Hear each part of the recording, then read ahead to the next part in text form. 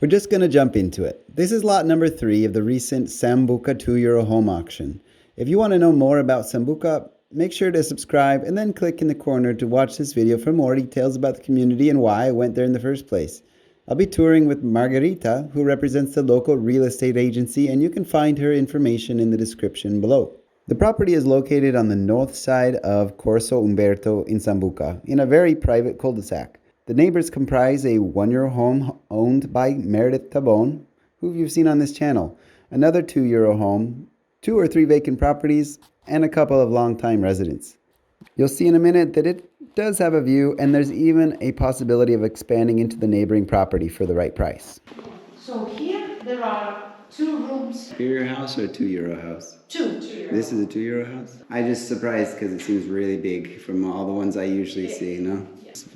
So big There's a compared. lot more happening if you go to the left and up the stairs. Like cracking in half.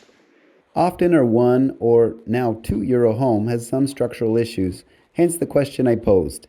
The initial response was a no, but it might have been due to misunderstanding the question. Moving upstairs, we finally see why the property was being auctioned starting at €2, and it's definitely obvious there's probably some structural issues. You see here, it's old. Oh, I see. That needs attention.